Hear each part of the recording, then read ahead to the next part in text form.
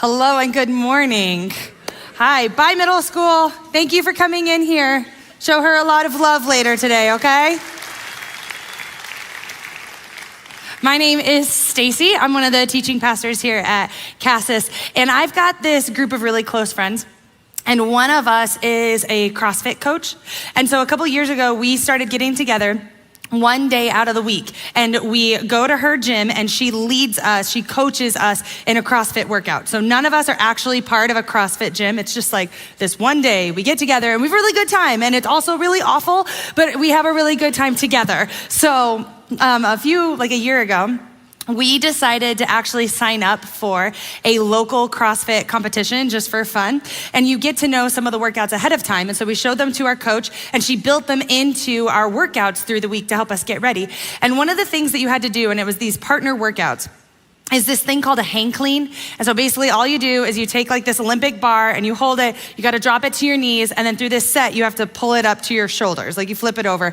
And it's pretty straightforward. And I'm actually very competent at this lift. We do it pretty often, except the way that this workout was structured is you start with a lighter weight, and then as you do more reps, you add weight to the bar. So by the time I'm getting to the end of my workout, I'm not able to get the bar up anymore. I cannot manage to get this heavier weight flipped over and actually land it anywhere near my shoulders. And I'm getting really frustrated the more that I can't do this for two reasons.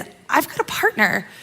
My partner needs me to be able to execute this for us to move on and for us to get points. But honestly, more than that, if you've ever been to any kind of CrossFit moment, you are not working out on the CrossFit floor by yourself. You've got a ref who's watching you, and you have this crowd of people.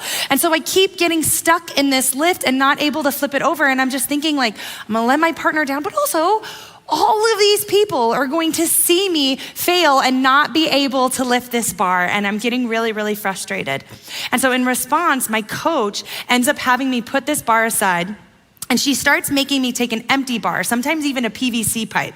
And she has me go back and start doing different parts of the lift, like shorter parts of it, over and over and over and over. So while all my friends are working out, I'm here with a empty bar going like a shrug, just over and over. And guys, I felt really dumb. I just felt so stupid. I'm I want to work out, I want to be with my friends, and all I'm doing is shrugging over and over. And also, I'm Steph, my coach, I need to lift that bar. I don't need to be sitting here with this pipe over and over doing nothing. I need to be grinding through this workout. I need to be struggling and pushing to lift this heavier bar, because that's where I'm getting stuck. This is what I need to be doing.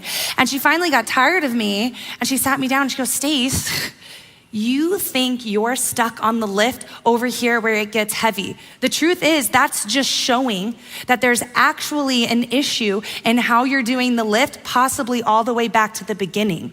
What we need to do is we need to go back through the flow of this lift, go back through your techniques, because you're not stuck there. There is a sticking point for you somewhere else along this lift that you need to work on, you need to improve, you need to see if you ever actually want to be able to lift that bigger bar in the competition. And that image, that idea that my coach had to walk me through is actually the heart of the series that we're starting today. We're starting a series today called Hurts, Habits, and Hangups.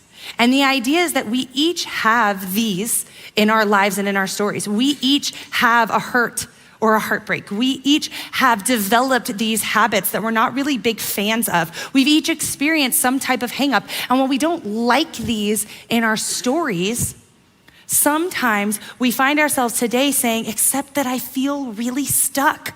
I am trying to move forward. I'm trying to push on. I'm trying to take a step. And it might feel I wonder if anybody in here feels I am trying to take a step forward, but I keep feeling there's no way forward in front of me. I keep feeling I'm taking one step forward, but it really feels like two steps back, because I'm caught in this loop. I'm caught in this cycle. I'm caught in this habit, and I want to move forward, but I feel so stuck.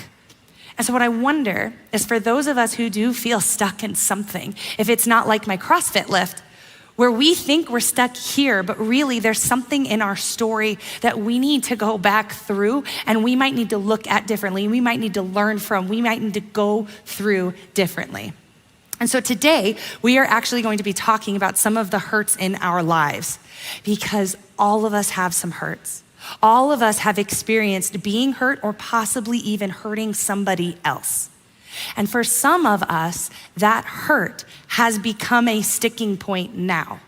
For some of us, we experienced a heartbreak or a loss. We experienced rejection or something that just felt really unjust in our lives. And even though it happened once upon a time, we still find ourselves, no matter how much time has passed, no matter how much we try to quiet down or move on or push forward, it's like we're still stuck because of that hurt. And my hope is that today, we're going to take a look at Jesus Christ. We're going to take a look at Jesus on the cross, because my belief is the uniqueness of a God that would hang on a cross. There's something in that for us that possibly might give us some hope for whatever hurt we might be stuck in, and maybe help us see our hurt a little bit differently, possibly even have the bravery to go back and deal with it differently. And one of the reasons that I think the cross is such a momentously different and unique thing to understand about God is that for many of us, we have these different perspectives or understandings about who God is. We came in here with some kind of perspective about who God is. For some of you, you might be like, I bet there's a God, and I bet he's like really powerful, but I bet he's way over there. Like God's cool and he might have made some stuff, but he's way over there and God's just distant. For some of us, the perspective we have on God, whether we've been taught or we've been shown somehow, is that God's number one interest in us is our allegiance and our obedience. That God may be even viewing our hurt as some form of punishment because we stepped out of line, we doubted or we wondered. And this God whose number one interest is our allegiance can't tolerate that. So what if he would punish us? What if he would abandon us? Some of us walk in here with this perception on a God who's honestly like a little bit selfish. God is really, for you, just interested in getting whatever it is that God wants. And as long as he does that, he might show up and do some nice things for you too. And so really, you spend most of your time sacrificing well or behaving well or being like, I hope he gets what he needs because there's something that I'm gonna want in return. And as long as we're both happy, cool with me.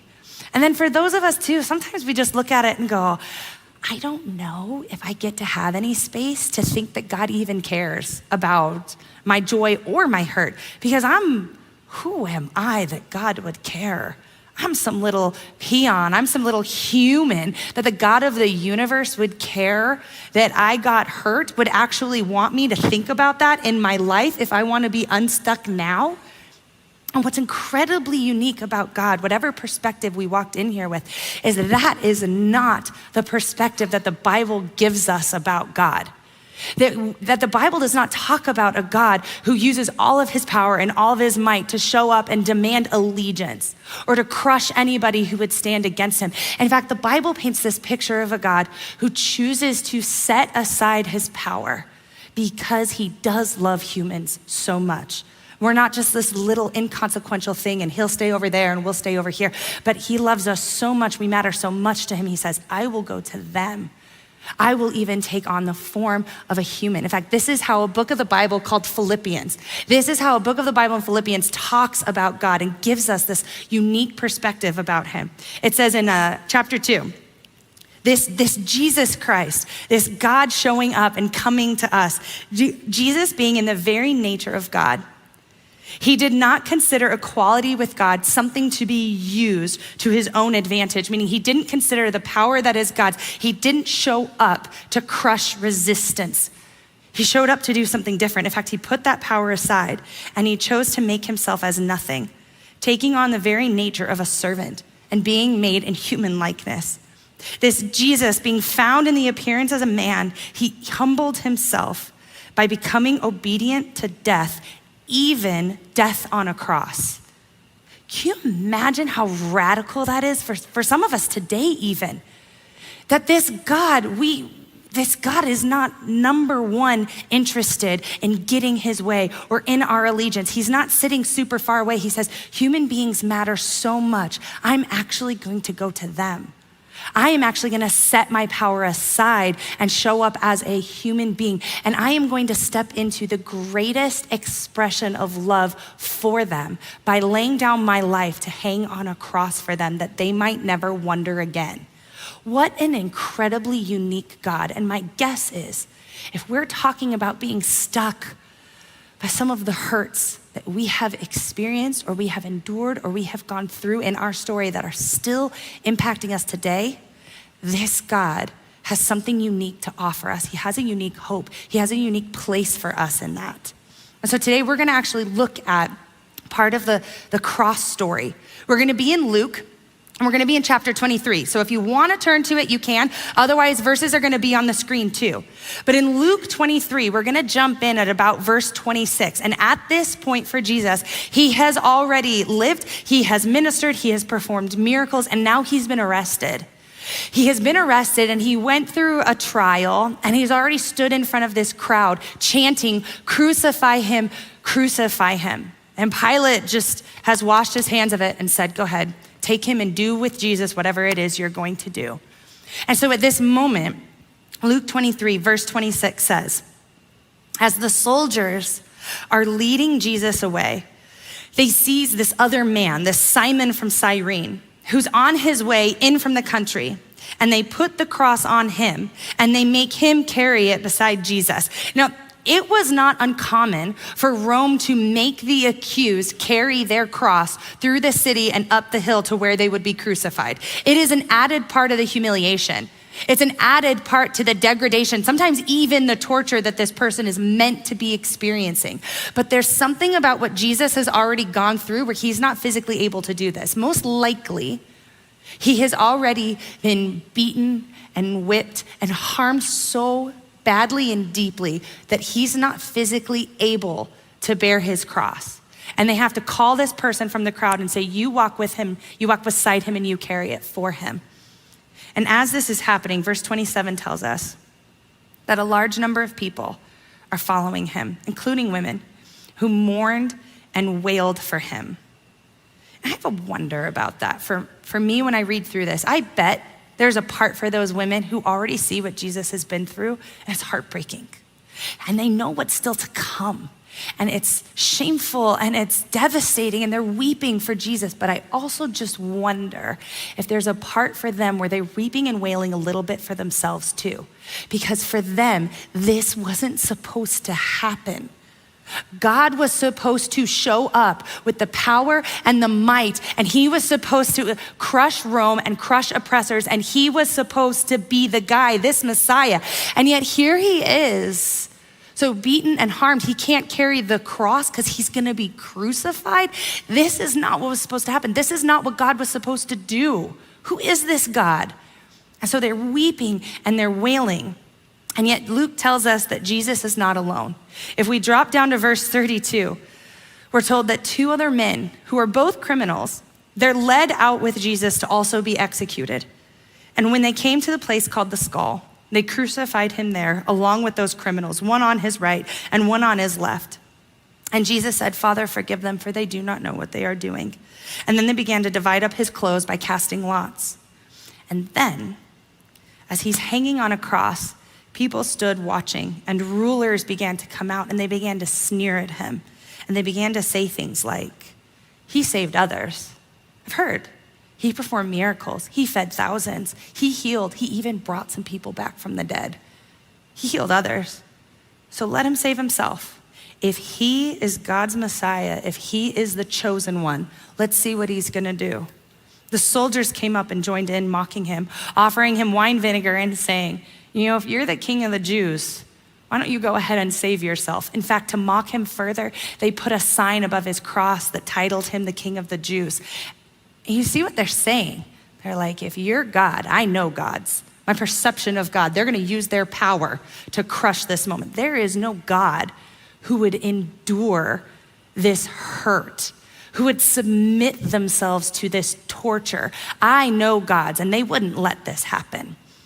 But it's like Jesus is very interested in showing and displaying, I am a different God, and I'm here to do something different. See, these guys, they think that they are crucifying this mere man, and Jesus is there to say, I need you to understand that the Son of God is who's hanging up on this cross. And as if Jesus's main endeavor is not pain avoidance, because he actually took a lot of steps and decisions to choose to be there. And for some of us in here, when we talk about a hurt that we feel stuck at in our stories, even though for some of us, we understand Jesus chose to be there. He took steps and he made actions to be up there. This is not a pain avoidant God. Sometimes we find ourselves in our own hurt sounding a lot like the soldiers and the guys standing at the foot of Jesus' cross, because we keep saying, if you were really God, in my hurt, and the thing that broke my heart, and the person that I lost, and the thing that happened to me, if you were really God, if you were really there, and if you were really powerful, and if you were really loving, you wouldn't have let that happen.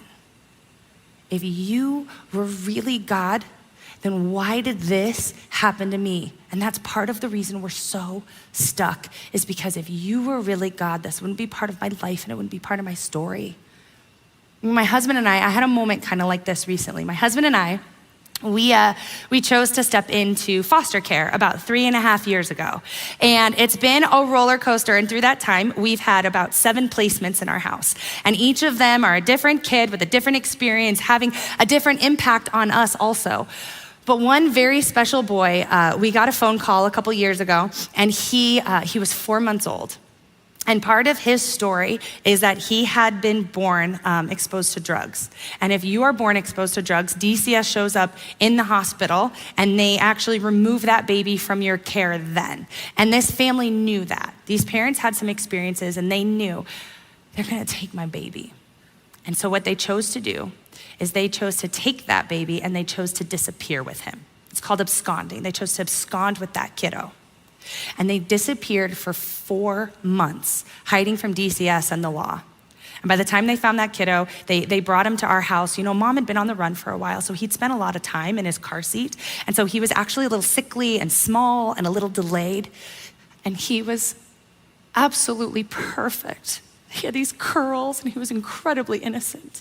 And the way DCS works is they just show up to your curb and hand you this beautiful 4-month little baby and are like, all right, this is your life now, take care of it.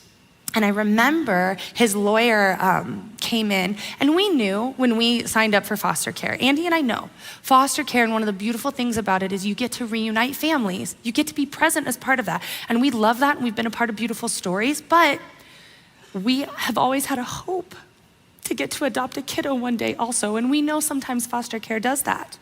And so when the lawyer walked in and he knows us personally, I remember some of the first words out of his mouth. He's like, guys, I think this is it. He's like, guys, some of the things with this case, I've seen things happen like this before. I think this is gonna be your baby. And in that moment, right or wrong, Andy and I let our walls drop and we just thought, this is it. God finally showed up. God's finally doing it. This is gonna be our kid.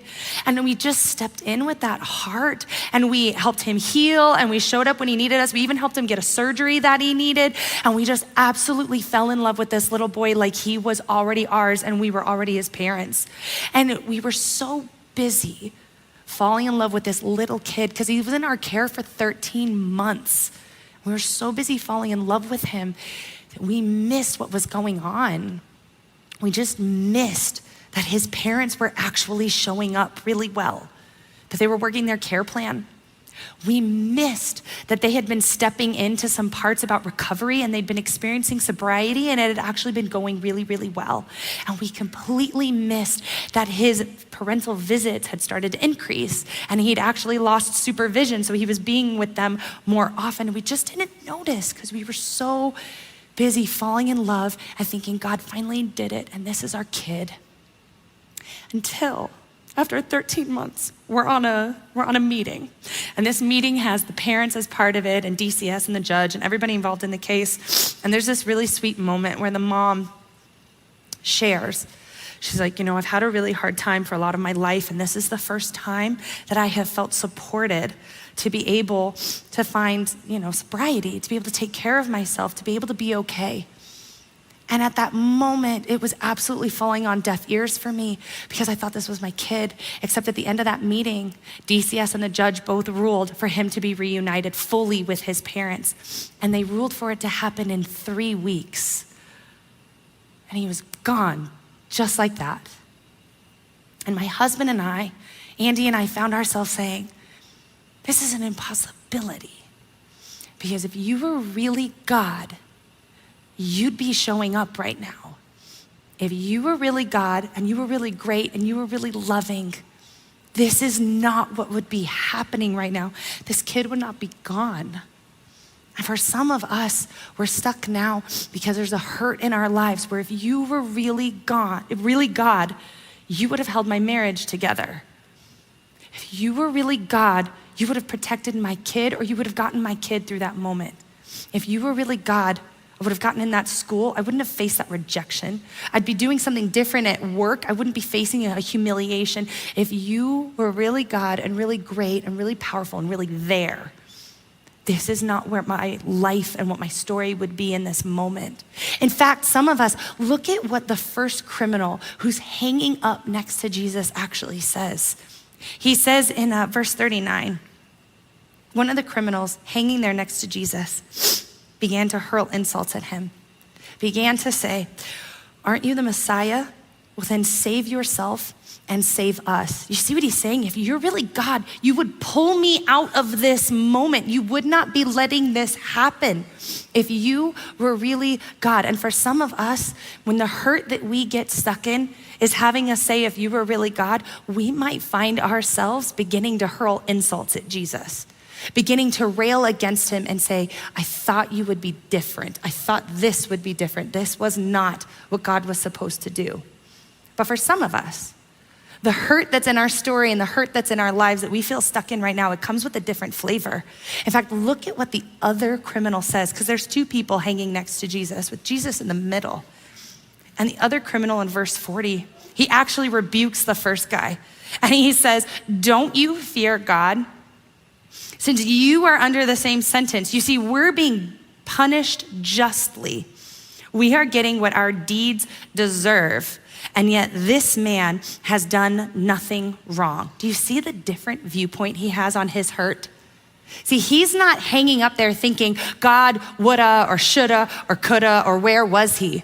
He's actually up there saying, I can't move on that past from that hurt because I actually deserve to be here. I deserve this hurt. Stacie, I can't move on because my actions caused that. Stacie, I'm caught in this loop and I'm stuck because my choices or my selfishness or my weakness led to that moment. I caused that hurt. Maybe even I caused that hurt to somebody else. I deserve to be here and feel this. For some of us, even in this same vein, even though it sounds a little bit more like Jesus, part of us are like, I know that I made decisions and took steps to bring that hurt on myself. I chose to end that relationship and I knew it was the right decision, but it still hurt. I chose to stand up for something or to confront something and I knew it was gonna cost me and it still hurt. And even knowing I took the steps to get there, time has not made it go away. Time has not made it easier. I'm still stuck here because of a hurt that happened there. And for each of us who have that kind of hurt, a hurt that says, I feel really stuck, whether it is because something unjust and unexplainable happened, whether it is because of a choice that you made and possibly a hurt that you contributed to causing, or a hurt that you chose. Sometimes if we don't deal with them, there's something really devastating that happens with hurts we get stuck in because they start to shape us and impact us. They can start to impact the way that we see God, the way that we see others, the way that we view ourselves and how we show up to this world. Because the thing about hurts is, if we don't deal with our hurts will eventually deal with us.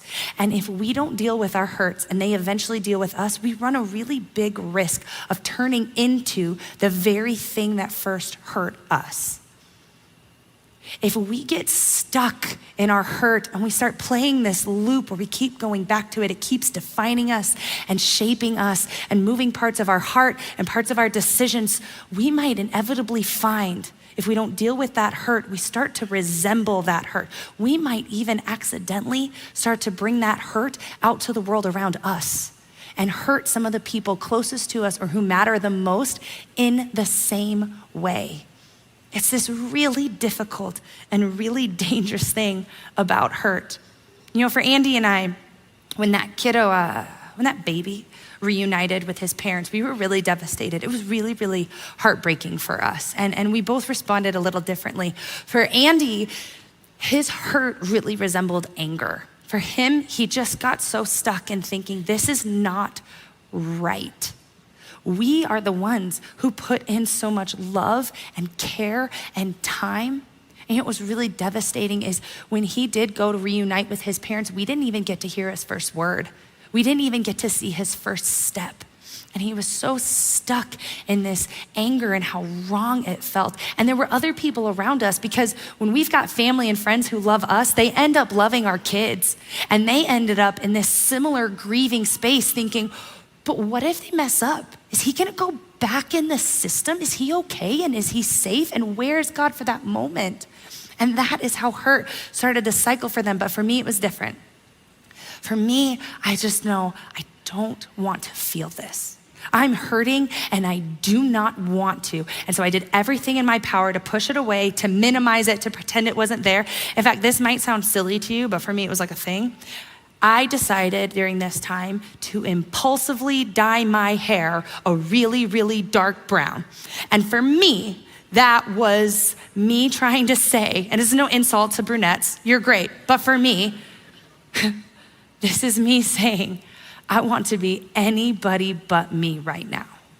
Because me, I'm hurting, and I don't want to. I want to get as far away from that as I can. I want to push that down and I want to move on. But sometimes there's hurts in our lives, no matter how much we minimize it, no matter how angry we get, no matter how, it's like we keep getting stuck and we keep looping back through it until we might find ourselves turning into the very thing that hurt us, possibly even giving that hurt away to others. And so I think that when we look back at Jesus, I don't think that Jesus chose to hang on a cross so that we might keep being defined and shaped by the hurts in our story, that we might get stuck sitting there and thinking that's all that there is for me now. I loop through this and this is who I am now. There is this incredibly unique and immersive love of God that would hang on a cross between two criminals and say that is not the end of your story. And I want to go back and I want to look at two ways that through this story and through Jesus, we have an opportunity to say, if I don't want to be stuck by my hurt anymore, how can I move forward? How can I get unstuck so that I can move forward? And I think the first thing that we get to see is that because of the great love of who God is, one of the first things we have to do is actually go back and see that a hurt occurred. We actually have to go back and we have to face that hurt or that heartbreak or that loss or that action. For some of us, the thing we're stuck in, the bravest and most vulnerable thing we could do. And I know it sounds scary. There's a reason we're trying to minimize it and push it down and get away. I get that. And yet the bravest thing for some of us to do is to even go back and say, I really was hurt then. That feels like a weakness sometimes. And yet there's such a power to be able to say that mattered to me enough, you mattered to me enough, that really did hurt me. Sometimes what we need to do is look back and face it and actually nail that hurt down and give it words. God, I felt like you abandoned me. God, you were supposed to be different. Just so you know, the God hanging on the cross is big enough for every single one of our emotions. Even if we sit down and we face that hurt, whatever rawness might come out of us, he's not scared of that. He is not so small that he cannot handle the real you, even in some of your darkest and most difficult moments. And for some of us, the scariest thing about going back to that hurt and having to face it and deal with it is that we might have to take a step of ownership in saying, I participated in this hurt happening. And that's scary, but it's also okay. Because the God hanging on the cross does not look at you less because some of the decisions or words or actions or choices led to hurt. And he wants to help you be brave enough to be able to see that and own that so that it doesn't keep defining you. Because I think that the second robber actually helps us see the second part to being able to be unstuck from our hurt. Look at what he says to Jesus hanging on a cross next to him. He says, Jesus, remember me when you come into your kingdom. Sometimes it's a question, God, will you remember me when you come into your kingdom? Think about what he's going through right now. He's hanging on a cross, and I can't imagine he's not looking down at the absolute destruction that this is, at the pain and the difficulty and the hurt. He sees the people standing there witnessing his humiliation and his demise. And yet with this question, he so intentionally turns his head to see the God hanging on the cross next to him. To see the God who isn't using his power to avoid this moment and get off the cross, but to see the God who would choose to hang next to him and with him in one of the darkest moments of his life. And he asks him, Jesus, will you remember me? Think about the two things he's saying. He's saying, Jesus, am I worth remembering? For some of us. Jesus, do you notice me? God, do I matter and do you see me? Am I worth remembering? But he's also asking about God. He's also asking, but what kind of God are you too? Are you the kind of God who's gonna endure this for a minute and then use your power to be gone? Or are you the kind of God who is gonna stay with me through this no matter what might be ahead of us? And look at Jesus's response. It kind of feels gentle for Jesus hanging on a cross between him. He says, truly I tell you, today you will be with me in paradise. Truly I tell you, I see you right now, and I will be with you now, and I will be with you later. And I believe this is such a picture of what it is to walk this life with God. That whether we are facing joy or we are facing pain, we are loved by a God, not one who will pull us up out of it, even when it's hurtful and we wish he would. But instead, he chooses to step into that pain with us. And he says, you matter to me. You and I are important enough to remember. You matter enough that even in your darkest hurt, the thing that you feel stuck in so badly, even if it's decisions that we made, even if it's something that happened against us, you matter so much. God says, I absolutely see you. You are worth remembering, and I will be with you. All I need you to do is turn your head and see that I am the God with you through that. You know, for Andy and I, what we did when he left and he reunited with his family, we shut the door to his room and we just didn't open it for about 4 weeks. We just had a space of the house that for 4 weeks just didn't exist. And eventually I got really, really tired. I got really tired of pretending that it didn't hurt, that I wasn't also angry. And I got really tired of Andy and I pretending that this thing wasn't between us, that this experience wasn't between us. And I talk a lot to people where I'm like, trust God and God is with us.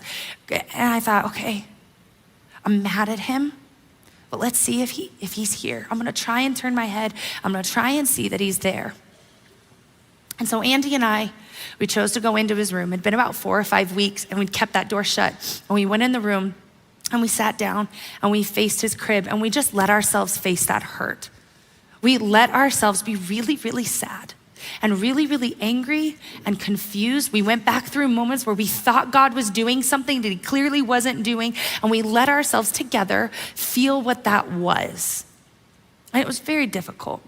But eventually we were able to leave that room, and we got to leave a little bit of the hurt we were stuck in. We got to leave a little bit of it in that room. And in fact, a couple more weeks went by and we finally decided we were ready to clean his room out. And this baby, when we would put him to bed, he would go to bed with 2 socks. And when we'd get him out of bed, for some reason, he would have 1 sock. And I get it, we could have searched more, but we didn't want to. And so we just started mismatching socks. It was just a thing.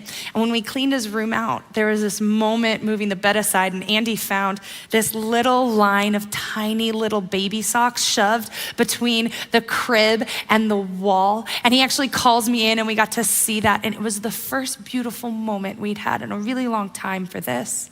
And I remember getting to have this where everything had felt this big. Everything had felt painful and difficult. And it was the first time God let us see one step of a bigger picture and remember some of the beauty that kid had brought into our lives, some of the good moments and some of the beautiful things that had happened. But then also, about a week after this, his mom texted me and sent me a picture and a video of him taking steps and being able to use his first word. And she shared this really meaningful text where she said, "Thank you so much for how you loved my son." You know, this was the first time I got to really focus on me and getting sober and learning skills and coping because I knew you were loving him so well. I didn't have to worry about him, and I got to do this. Thank you so much for how you loved my son. And it was this beautiful moment. I was ready to hear it this time because God had helped me see a little bit bigger of a picture and be able to see, okay, God's doing something beautiful. It's not what I thought. It's not what I would have chosen, but okay, God, you're bigger than this. And you are doing beautiful and meaningful things in my life, in Andy's life, but also in that mom's and in that little boy's world. And you know, a couple more weeks went by and Andy and I are sitting on the couch and we got the phone call that we had been dreading. And if you're ever a foster parent, you know, if you are a foster parent and you've got an empty bed, it is only a matter of time until you get a phone call. And so we got that phone call and they're like, "Hey, Stace, we have got a baby and he's 2.5 weeks old and he's in the NICU and he doesn't have a home. Do you think that you guys might be ready?" And we looked at each other and we weren't. We were still hurting so bad and still this loss of the dream we thought we had. But we also looked at each other and thought, I don't want that hurt to steal something from us. We don't want this hurt that we're to become something we're so stuck in that we no longer step into anybody else's story. We never open ourselves back up to anything else. And so we agreed to take in this baby. And I remember DCS brought in this little kid and he wasn't even 6 pounds yet. He was so sick. And he had these enormous eyes where he kind of looked a little weird. And the way DCS works is you come in, you sign a form, they're like, "Thank you," and then they're gone. And you just have this 6-pound big-eyed baby and you're like, okay, this is now mine and we take care of it. And it was a big roller coaster. There was a lot of ups and downs, but actually we had the opportunity to adopt that little boy about 20 months after that moment. It just happened this year in May. And he is, yeah, I love that photo so much. Thank you. So what you might not be able to see is for his adoption, we did cut his hair into a mullet because we are millennials and we think it's cool. And he's got a bow tie because this was a very nice day with his Converse. And that little boy, and what you can't see is that this room is full of people. We have family and friends who love us so well and they love our kids so well. And behind it, you can just see, they give you this link that you can share with people who might be out of town or just can't make it. And so they can come in and they can watch virtually. And I actually had a moment, the judge kept saying, he's like, "I have never seen this many people. You have so many people who keep clicking on the link and coming in this room. You guys have a really big support system."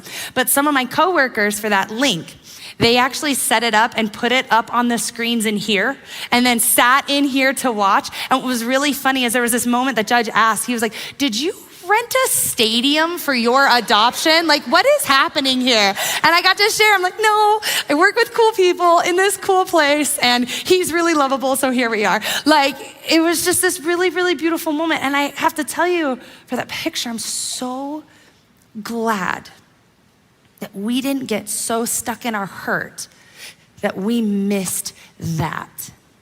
Because that boy, I'm so glad Andy and I didn't get so stuck in our hurt. We shut ourselves down and we missed out on that right there.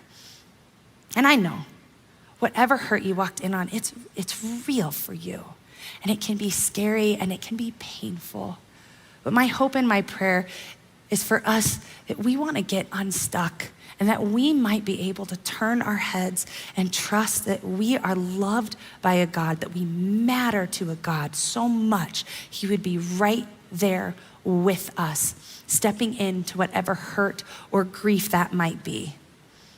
That's my hope and my prayer for us, whatever story we might have, whatever hurt we might have in our story. I'm gonna go ahead and pray for us this morning. And just so you guys know, and I think Glenn mentioned it, we do have a prayer place over here. So if you're someone who would love to be prayed for, know that there's people over there who would love to meet you and have that moment. I'm gonna be over here along with a couple other pastors and volunteers, and this is also a good space if you ever wanna get more connected here. There's good information over there for that too. But if you guys would join me in praying for this morning. God, thank you so much for that little boy. And thank you so much for people that you've put in each and every one of our lives that have shown us your love and your mercy in so many unique ways. God, I pray for each and every heart in here that we might be able to see you as the incredibly powerful but unique and loving God who's right there with us, whatever we might be facing. God, thank you for how well you love us. In the name of Jesus, amen. All right, happy Sunday, you guys.